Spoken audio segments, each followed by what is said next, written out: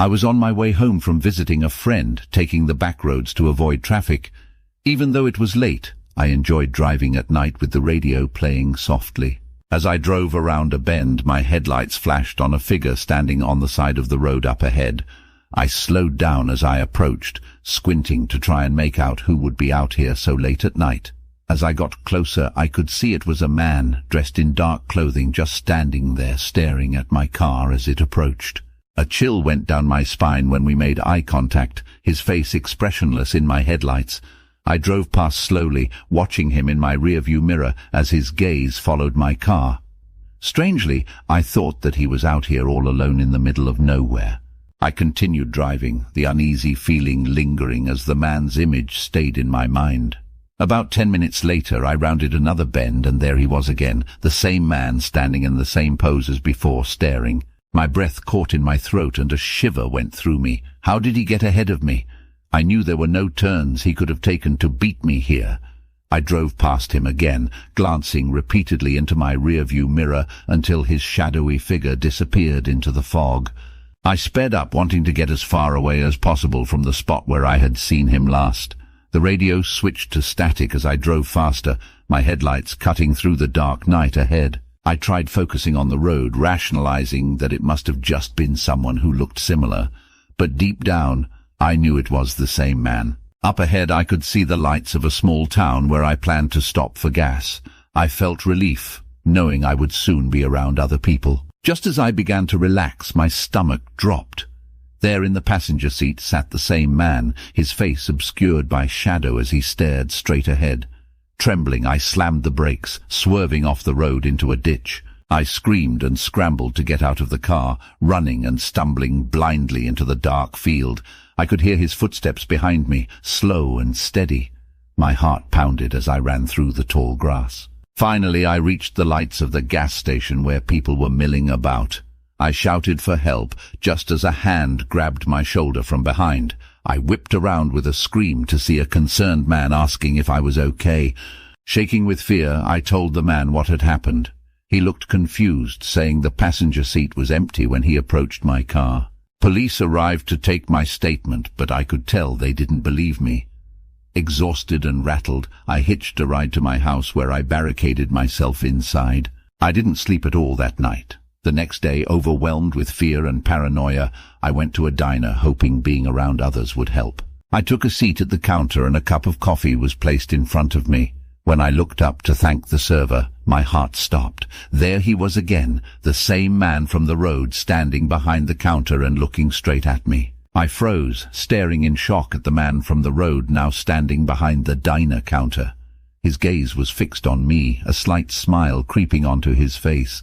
The waitress asked me if everything was okay when she noticed my horrified expression. I blinked hard, looking back to the man, but he was gone. In his place stood a teenaged busboy who gave me a confused look before walking away. I wrapped my hands around the warm coffee mug, trying to stop their shaking. Was I losing my mind, seeing things that weren't really there? I couldn't shake the vivid image of the roadside stranger standing there plain as day. The bell on the diner door jingled as another customer walked in. I didn't look up until I sensed the figure stopping next to me at the counter. A scream caught in my throat when I saw it was him again, the creepy man with the soulless eyes. He asked me in a gravelly voice if I was hungry. Before I could react, a plate was slid in front of me, a stack of pancakes drizzled with blood instead of syrup. I shrieked and shoved away from the counter, my stool toppling behind me. Everyone in the diner turned to stare as I gasped for air, pointing a shaking finger at the man. But just like before, he had vanished. People slowly looked away, muttering about the crazy woman making a scene. I ran from the diner to my car, hyperventilating in the driver's seat. This can't be real. He can't be real. I had to talk to anyone to make sense of this madness. I arrived unannounced on my friend's doorstep, pounding on the door until she answered. The words spilled out in a frenzied, disjointed narrative as she listened with growing unease, but as expected, her reaction was skepticism and pity, not belief. Over the next few weeks, the apparitions persisted. A glimpse of the man while shopping, standing in the background when I attended a concert, leering from the darkest corner of a room. Each time I was overcome with mind-numbing dread, while those around me remained oblivious. I became a terrified shut-in, rarely leaving my house where I knew I was safe from him. But one night, the sinister stranger again appeared sitting on the edge of my bed as I cowered in the corner. No escape, no relief from the sinister visions that refused to stop. Maybe I'll never know if he was real or just a hallucination, but the terror I felt in those moments was all too real.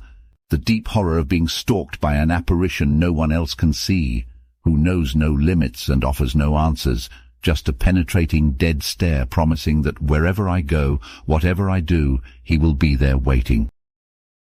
It was a cold October night when I set out on the long drive home from my friend's house. I had stayed later than planned, and now I was driving on pitch-black country roads long after midnight. I tried to focus on the music playing softly on the radio, rather than the creeping fear setting in. Several miles down the winding back road, my headlights illuminated a figure standing motionless on the side of the road up ahead. As I approached, I could see it was a young woman wearing a long white dress, her face obscured by stringy black hair. She stood eerily still, facing the road as if waiting for me. I sped up as I passed her, not wanting to stop, though she appeared to need help. Something about her filled me with a primal, instinctive fear. I rounded a bend, my pulse quickening. Suddenly my headlights flashed upon the same woman standing in the middle of the road just 10 yards ahead of me. I swerved violently to avoid hitting her, nearly driving into the ditch in the process. Regaining control of the car, I floored the gas pedal down the road, my eyes darting to the rearview mirror. She was gone as quickly as she had appeared. I drove faster now, wanting desperately to get home. The voice on the radio faded out, static taking its place. A sharp bang made me jump. It was just a small rock hitting my windshield. As I glanced back and forth nervously between the road and the mirror, more rocks began pelting the sides of my car. It sounded like they were coming from directly above me, though I saw nobody nearby. Suddenly a deafening bang exploded as the rear window shattered. I cried out in shock, losing control of the wheel for a moment as glass sprayed the back seat. Gripping tightly, I managed to straighten the car while my whole body shaking. Then I saw her, standing beneath a streetlight directly in my path yet again. I screamed and slammed the brakes with all my might, screeching to a halt just before colliding with the eerie figure. My chest heaved as I gasped for breath, adrenaline coursing through me. When I finally looked up, she was gone. The road was empty and silent once again. With frightened tears stinging my eyes, I sped home as fast as possible, constantly checking the mirrors. By the time I pulled into my driveway, I was hysterical, nearly collapsing from relief. I didn't leave my house for days after that terrifying night, but soon enough I had to drive to work again down those same winding back roads. I was filled with dread as I got in my car, still damaged from the attack. I loaded it up with rosaries, crosses, anything I could think of for protection, but nothing could ease the icy chill creeping up my neck as darkness fell and I approached the area where I had first encountered her. Straining my eyes for any sign of movement, I drove as fast as I dared, praying I could pass quickly without incident. Suddenly a blur appeared at the edge of my headlights. I screamed as the deafening scrape of nails on metal pierced the night air.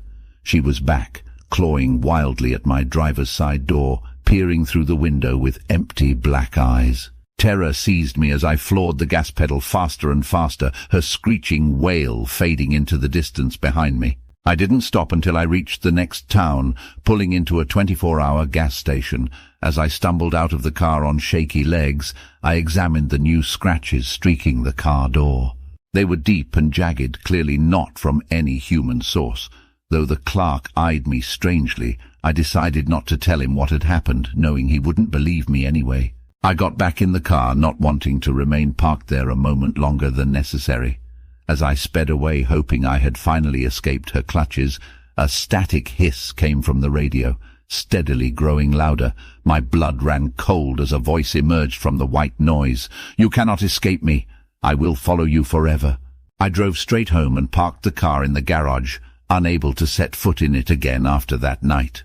But sometimes when I walk past that cold, silent vehicle, the smell of rotting death lingers in the air, and in my mind I still see her empty black eyes staring back at me, patiently waiting for the day I'm forced to drive those roads again. About 3 years ago, my boyfriend and I were driving on a normally busy road but it was late at night and we were deserted. We could both see something flapping on the road up ahead. As we approached, it completely changed shape. It went from being flat and small to morphing into a fully grown man on a bike. He was just standing in the middle of the road with his bike. We slowed down as we approached, unsure of what was going on. The man turned his head towards us, his eyes glowing an unnatural red. He had a twisted grin on his face that made my heart drop into my stomach. Without warning, he leapt onto his bike and started riding straight for our car at full speed. My boyfriend slammed on the brakes and swerved, narrowly avoiding hitting the man. As we passed by, I got a clear look at his face. His skin was pale and gaunt, stretched tightly over his skull. He looked like death itself.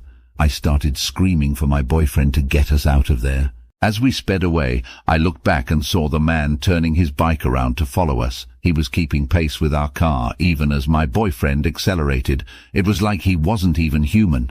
I begged my boyfriend to go faster, yelling that this thing was going to kill us. That's when I noticed shapes emerging from the darkness on either side of the road.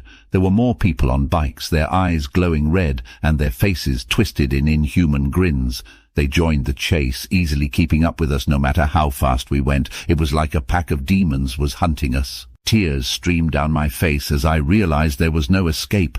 These things on bikes were herding us along the road to some unknown but surely horrific fate. My only comfort was that my boyfriend and I were together, though I had no doubt that would soon end. Up ahead we saw that the road came to a dead end at a looming abandoned factory. As we got closer, the pack of demonic bikers fanned out, blocking any chance of us turning around. It was clear they had driven us straight into a trap. Their red eyes glowed with anticipation for what they would do to us. My boyfriend brought the car screeching to a halt just before the chain-link fence at the end of the road. The bikers formed a semicircle around us, trapping us against the fence.